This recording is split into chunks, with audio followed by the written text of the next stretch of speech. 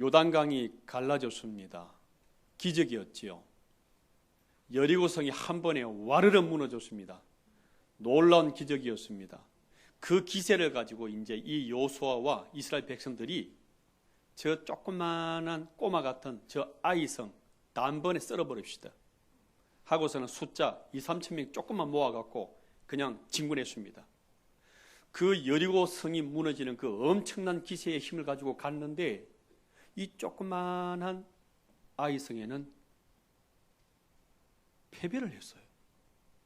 5절에 보시게 되면 이들의 마음이 물처럼 녹았다고 기록하고 있습니다. 엎질러진 물은 수습이 안 되잖아요. 그렇게 완전히 패망하고요. 36명이 죽어지고요. 더 큰 문제는 가나안 땅에 있는 모든 적군들이 하나님의 군대 사트마 별 힘 없네. 저거 아무것도 아니네. 이들이 사기가 올라버리고요. 이들이 연합을 해가지고 이스라엘 백성들을 향하여 공격해내는 이러한 지금 움직임들이 일어나기 시작한 거예요.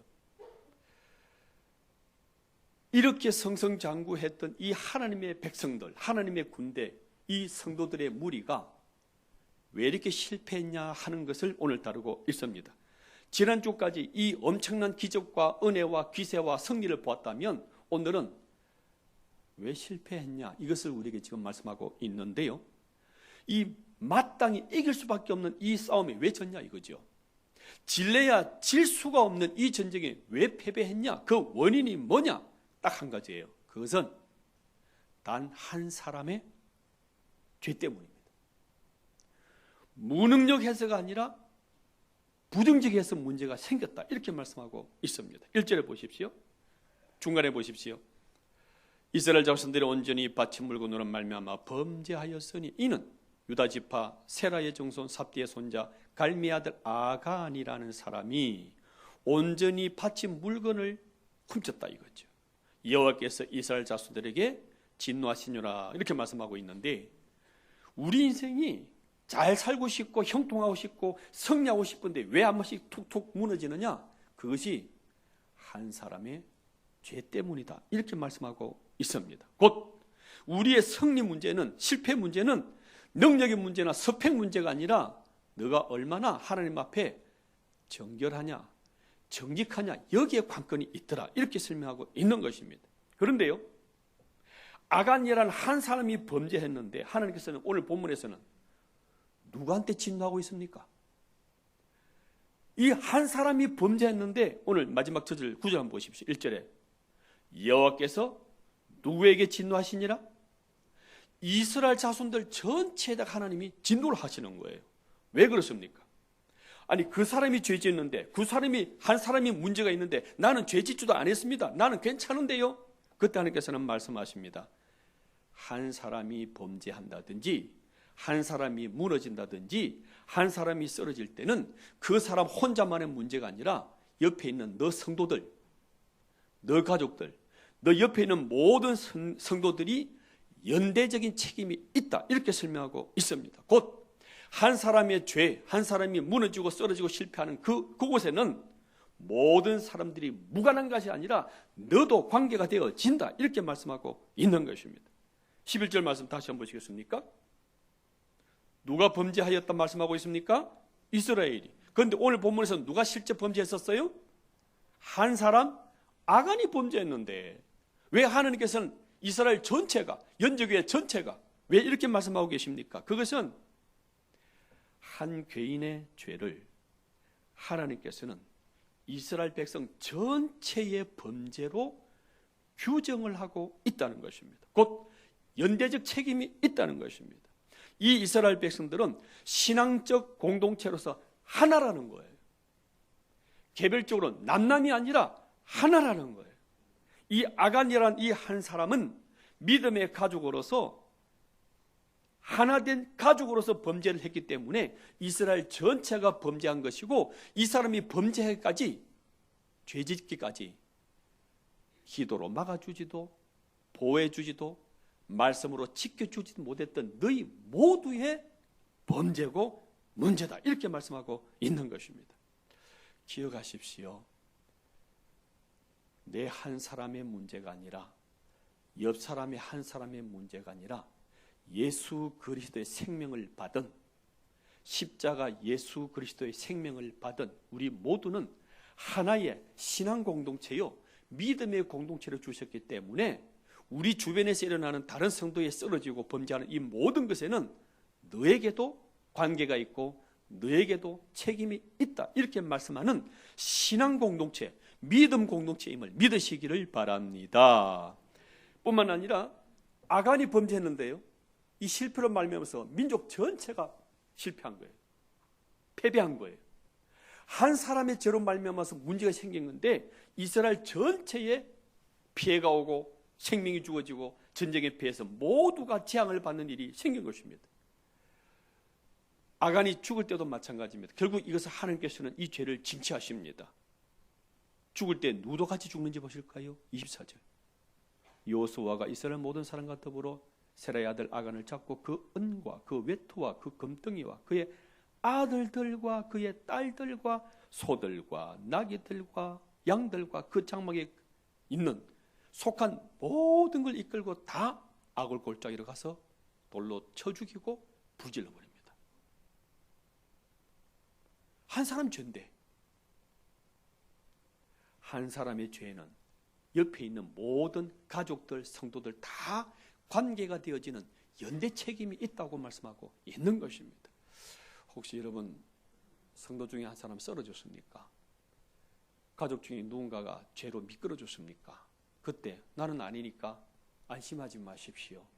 하나님께서는 묻습니다. 너희들은 생명 공동체고 신앙 공동체로서 네가 돌보지 않았고 너가 옆에서 기도로 지켜주지 못했던 네 죄도 같이 있기 때문에 같이 망하고 같이 재앙을 받고 같이 실패한다, 이렇게 말씀하고 있습니다. 이런 일 생기지 않으세요?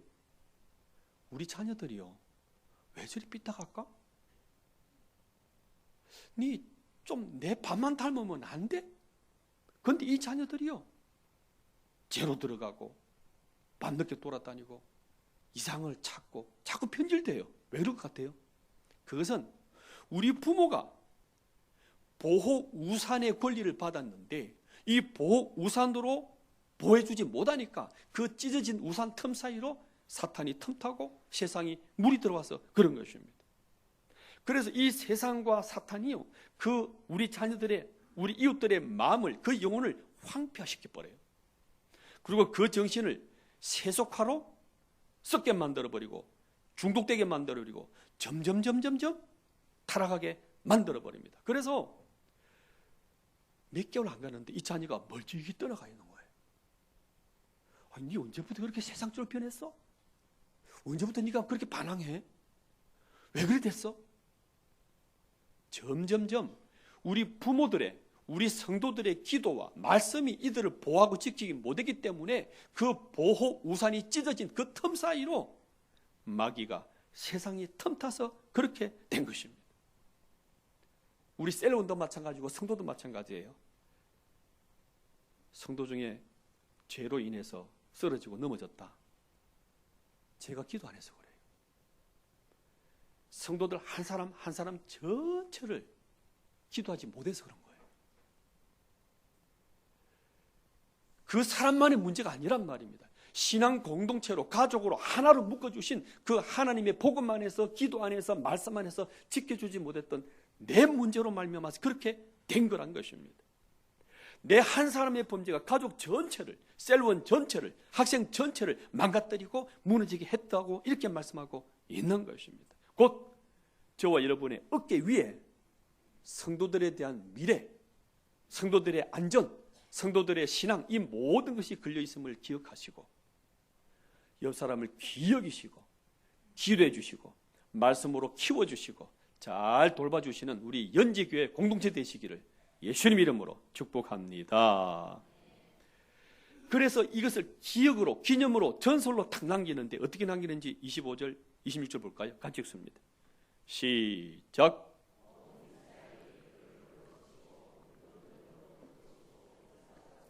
그 위에 돌 무더기를 크게 쌓았더니 오늘까지 있더라. 여호와께서 그의 맹렬한 진노를 거치시니 그러므로 그곳 이름을 오늘까지, 악을 뜻이 괴로움, 고통이라는 뜻인데 너희들이 옆 사람을 돌보지 않고 옆 사람을 향해 기도하지 않고 옆 사람을 말씀으로 잘 키워주지 못하면은 이런 엄청난 고통의 골짜기로 들어간다는 것을 거울로 딱 기념을 남겨놨다고 말씀하고 있는 것입니다.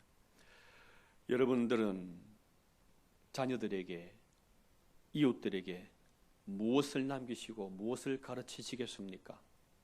아간처럼 재물을 부러워하고 세상 것을 탐하다가 이 아울 골짜기를 남기시겠습니까? 아니면 가나안 땅 전체를 주시는 이 하나님의 큰 믿음을 남기시겠습니까? 전하고 기도해주고 돌보고 나와 무관치 않는 우리 성도들을 말씀으로, 하나님으로, 성령으로 잘 전수하고 도와주셔서 모두가 형통해지는, 모두가 승리해지는 우리 연제교회 2020년 되시기를 예수님 이름으로 축복합니다. 그럼 한 가지 질문해 보셔야 됩니다. 왜 우리는 속이게 될까요? 왜 우리는 훔치게 될까요? 배고팠어요? 가난했어요? 배고파서 가난해서도 아니라 욕심 때문에 속이고 욕심 때문에 훔치고 있다고 말씀하고 있고요. 우리의 이 훔치고 속이고 하는 이 습관이 우리를 거기에 내몰고 있다, 이렇게 말씀하고 있습니다. 이 아간은 가난한 사람이 아니었습니다. 유다지파 소속인데 유다지파는 12지파 중에서 가장 부유하고 많고 많은 땅, 많은 재산, 많은 양떼, 가장 강대한 부족이 지파가 유다지파입니다. 숫자나 모든 부분의 최대 지파입니다. 뿐만 아니라 아버지 이름이 갈미인데 갈미 뜻이 뭐냐 그러면은 포도원 뜻이에요. 가진 게 많다는 거예요. 아니나 다를까 24절을 보시게 되면 조금 전에 읽었죠. 이 아간을 아까 죽일 때 누구랑 같이 죽였다 그랬어요? 소들, 나귀들, 양떼들 같이 다 죽일 정도로 풍부했던 거예요. 남아 도는 건데 가난해서 범죄한 게 아니라니까요. 배고파서 속이고 훔친 게 아니라 욕심이, 습관이 그렇게 했다고 말씀하고 있는 것입니다. 기억하십시오. 지금 우리에게는 부족함, 모자람, 배고픔 이것 때문에 우리가 범죄하는 것이 아니라 여전한 욕심, 만족하지 못하고 감사하지 못하는 이 부족함, 그 갈증들이 계속 우리를 범죄하게 만들고 있다고 설명하고 있는 것입니다. 어떤 이렇게 말해요. 재물 많이 주시면 내 줄 성수하고 신앙생활 잘 아낀대. 하나님이 복 많이 주시면 그 좋은 신앙 갖고 예배 잘 드리고 줄 성수 잘하고 전도하고 성결기인데 내가 이렇게 쪼들리고 가난하고 시간 없어서 이렇다고. 아닙니다. 그건 거짓말이에요. 가난해서 부족해서 모자라서 범죄하고 숨기고 훔치고 하는 것이 아니라 욕심, 채우다 만지 못하고 하지 못하는 이 타락된 욕심이 우리를 계속 재물의 노예로, 세속적인 노예로 끌고 가고 있었다, 이렇게 설명하고 있는 것입니다. 또 죄를 짓는 이유 중에 두 번째 이유는요, 이것입니다. 이 아간은 이런 생각이 있었어요. 하나님이 나 같은 사람에게까지 신경 쓰시겠냐, 이 생각이 있었어요. 내 한 사람 정도야 죄 짓는다고 무슨 큰일 생기겠냐 이거예요. 내 한 사람 정도 좀 훔친다고 해서 그거 하나님이 아시겠나, 이것이 무슨 큰 관계가 있겠나, 그렇게 생각한 거예요. 그래서 사탄의 속삭임이 우리에게 있음을 기억하셔야 돼요. 이런 말을 합니다. 김 집사야, 보는 사람 없으니까 아무도 없을 거야. 저질러봐, 괜찮아. 입은 딱 한 번만 지어봐. 이 딱 한 번 지으라는, 아무도 보는 사람 없으니까 지어보라는 이 한 번이 습관이 되고 중독이 되고 지속적으로 그 늪에 빠져 버리는 이 험악한 사태까지 가게 되어지더라는 것입니다. 그래서 하나님께서는 아니다, 나 한 사람 정도가 아니라 나 같은 사람까지 하나님 보시겠냐, 그것이 아니라 내가 너를 눈동자처럼 살피고 보호하고 지키고 한 사람 한 사람 모든 성도들을 사랑하고 지키고 있다는 것을 너희들이 알아라, 이렇게 설명하고 있습니다. 출애굽기 3장 7절 말씀 읽어볼까요? 아랫배 힘을 주시고 시작.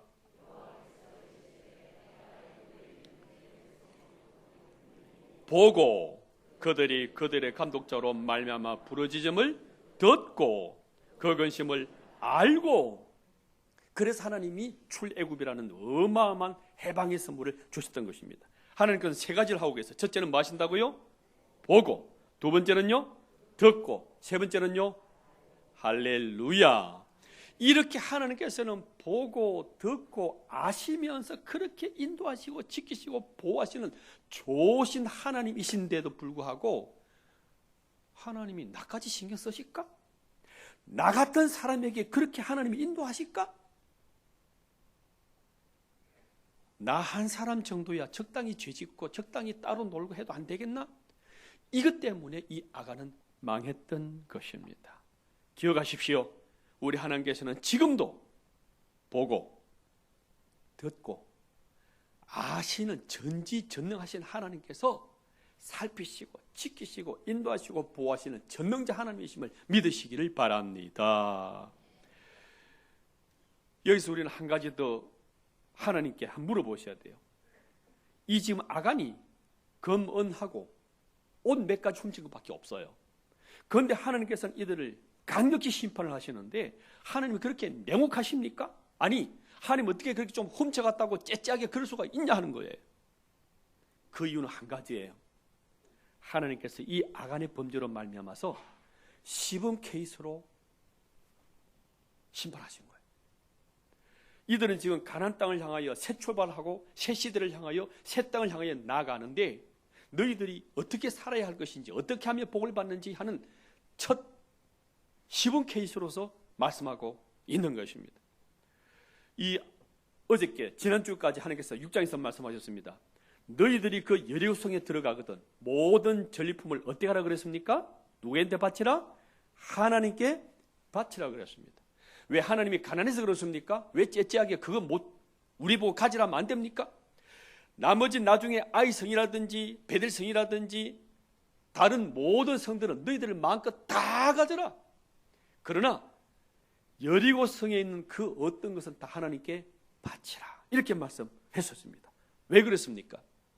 그것은 이 가나안 땅의 모든 것의 첫 것, 첫 열매이기 때문에 그런 것입니다. 하나님께서 가난해서가 아니라 하나님께서 성취케 하시고 하나님께서 이루게 하시고 하나님께서 다 주신다는 것을 네가 믿느냐? 그렇다면 그 첫 것을 주님께 바치라. 이렇게 했던 것이었습니다. 뿐만 아니라 앞으로 가나안 땅에 나가서 지배하고 정복하고 이룰 모든 것까지도 하나님이 다 무너뜨리고 주신다는 것을 네가 믿느냐? 믿는다면 그 첫 것을 하나님께 드려라. 그 믿음을, 그 신앙을 보고자 했던 것입니다. 그런데 이 백성들은 하나님이 째째하시나? 가난하시나? 이 첫 것을 바쳐야 돼? 그래서 내 힘으로 했고 내 능력으로 했기 때문에 뭘 하나님을 의지해? 뭘 하나님을 인정해? 그래서 이 첫 것을 자기가 가져가 버렸던 거예요. 지금도 하나님께서는요 2019년도를 우리를 하나님께서 인도하시고 지키고 모든 걸 다 열어주셨던 것처럼 2020년도에도 하나님께서 열어주시고 성취케 하시고 다 부어주신다는 것을 믿으시는 그 마음을 가지고 이 첫 것을 하나님께 드리시는 저와 여러분 되시기를 바랍니다. 그런데 하나님께서 이 아간을 향하여 이스라엘 백성들을 향하여 더 심각히 보는 것은 지은 죄 때문이 아니라 그 죄보다 더 심각한 것은 그 죄를 숨기고 있는 것이 더 심각한 거다. 이렇게 말씀하고 있습니다. 불신자나 우리와 비슷한 건 뭐냐면요. 좀 비슷하게 죄 지어요. 그렇게 특별하게 차이 나지 않아요. 생각으로나 손발로나 저지르는 모습이 별 차이 안 나요. 이 불신자들은 죄를 지어도요 죄가 뭔지도 모르고 오히려 그것을 자랑합니다. 남자가 그 정도 할 수 있지. 그 정도 적당히 좀 지으면 안 돼? 죄가 죄인지를 몰라요. 그런데 하나님의 자녀들은 죄를 짓게 되면 그것이 불안해요. 이게 떨려요. 이것이 마음이 불편하게 평강이 없는 것이 하나님의 자녀라는 증거예요. 그래서 예배 전이라든지 예배 이후에 이렇게 우리 성도들 만나서 이렇게 악수하잖아요. 제 얼굴을 못 보고 눈을 못 보는 사람은 죄가 있어서 그래요.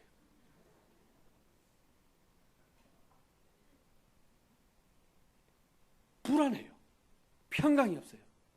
앞으로 저를 보실 때마다 저를 쏘아보고 안수하시기 바랍니다. 우리 하나님께서는 우리 인간의 본성 자체가 지금 아담 하와 이후로 타락된 죄성이 있기 때문에 전혀 죄를 안 짓는다고 생각하지 않습니다. 그런데 문제는 뭐냐 그러면은 아간처럼 죄를 짓고 난 뒤에 안 지은 것처럼 속여놓고 안 속인 것처럼 시치미를 떼고 있는 그 위선을 싫어하시는 거예요. 무능력 해서가 아니라 정직하지 못한 그것이 문제다, 이렇게 말씀하고 있는 것입니다. 우리가 아무리 성화되고 노력하고 땀 흘리고 기도하고 해도요, 하나님의 그 완전한 수준에 도달할 수는 아무도 없어요. 그러나 하나님이 최소한도로 우리에게 요구하는 것이 한 가지가 있는데, 그게 뭐냐 그러면은 깨끗할 수는 없더라도 정직하라는 거예요. 완전하지는 못하더라도 정직하라는 거예요. 자, 다윗의 죄에 대해서 한번 고민해 보십시오. 다윗이 크게 보면 두 가지가 있는데, 하나는 간음이고요, 두 번째는 인구조사예요. 어떤 죄가 클까요? 한국에서 만약 다윗이 범죄했잖아요, 이 간음죄 때문에 맞아 죽었습니다. 너 같은 게 가지고 완전히 매몰당했을 것입니다. 그런데 하나님께서는요, 어떤 죄가 큰지를 달리 보세요. 사무엘하 3장에 보시게 되면 인구 조사한 그 죄 때문에 살미간 전염병이 돌아가지고 자그마치 7만 명이 죽어지는 징계를 당합니다. 그러니까 이 간음죄보다도 인구 조사한 이 죄가 훨씬 크다는 거예요. 인구 조사 죄가 무엇입니까? 우리 이 땅에 군사가 이리 많다, 병사 수가 이렇게 많다 하는 나를 드러내는 거예요. 이 교만죄가 더 크다는 거예요. 내가 했다, 내가 이루었다, 내가 해냅니다, 나를 보세요, 나를 과시하고 나를 드러내는 이 교만죄가 진짜 크다고 말씀하고 있는 것입니다. 곧 다윗의 이 두 가지 죄 중에 무엇을 물으시냐 그러면은 실수로 했느냐 의도적으로 했느냐, 이것을 지금 그 차이를 물으시는 거예요. 약해서 넘어진 거냐, 아니면 네가 지속적으로 교만함으로 내가 합니다, 내가 이루었습니다, 내가 다 해냅니다 하는 그 교만으로 나가느냐, 여기에 따라서 하나님은 징계를 달리하시고 내리고 계신다고 말씀하고 있는 것입니다. 하나님께서 진노하시는 그 이유는 한 가지예요. 죄가 있어요. 있는데 이게 무슨 죄냐고. 내 잘하고 있는 거라고, 내가 이룬 것이라고, 내가 다 해냈습니다, 이까지 오게 된 건 내 땀, 내 노력, 내 재간, 내 능력, 내 직업, 내가. 이 교만, 이것 속으로 의도적으로 버티고 한가하기 때문에 하나님께서 그를 불쌍히 여기시고 징계를 내리시고 돌이킬 수 있는 기회를 주셨던 것입니다. 불신자와 우리의 차이가 뭐라 생각하십니까? 좀 비슷할 거예요. 그렇게 차이가 안 나요. 제가 봐도, 저도 그렇고. 그런데 차이가 한 가지 있다면 이거예요. 그들은 비슷한 죄를 짓고 같이 넘어지고 같이 쓰러지는데 그들에게는 이 죄를 사해줄 누군가가 없어요. 그런데 우리에게는 같이 넘어지고 같이 쓰러지기도 하고 같이 비틀거리기도 하지만 이 연약함과 죄를 사해주고 씻어주실 그분이 있다는 것에 감사하시기를 바랍니다. 연약하고 하자가 있는 인간이지만 감싸주고 덮어주고 새롭게 밀어줄 부모가 있는 것처럼 그 대신 덮어주고 씻어주고 새롭게 해결해 주실 그 하나님이 있는데, 그분이 아들 대신 예수 그리스도이십니다. 베드로전서 1장 18절 19절 같이 한번 읽어볼까요? 천천히 시작.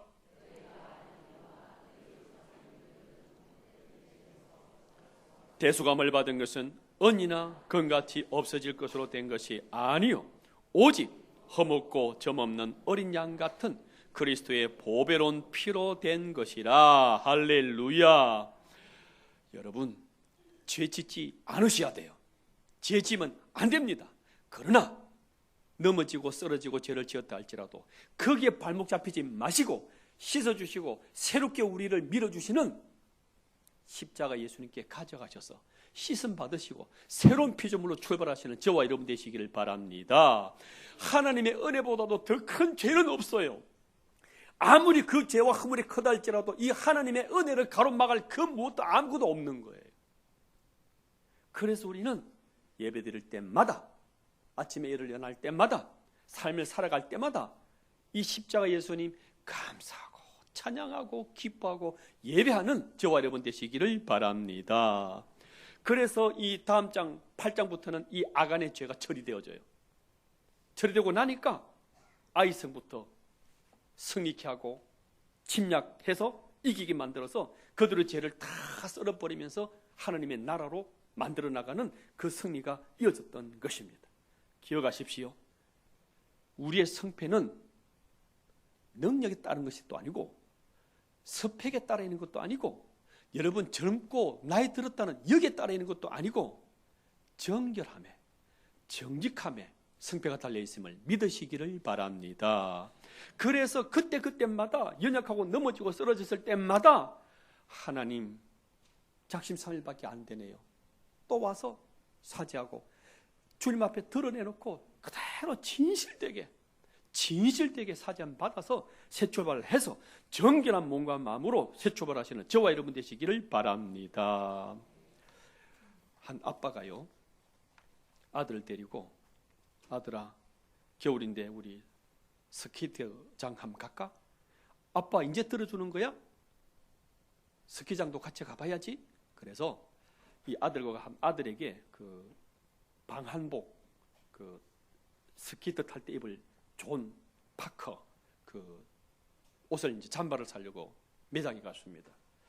매장에 가서 딱 골라보니까 검정 옷 파커는 10만 원 있고 이거는 재질도 이 얇으면서 튼튼하고 좋은 그것은 15만 원 하는 거예요. 흰색으로. 그래서 이게 사주고 싶은데 좀 비싸단 말이야. 어떡하지? 고민하다가 아저씨 한번 돌아보고 다시 한번 생각해 볼게 하고서는 이제 돌아갔어요.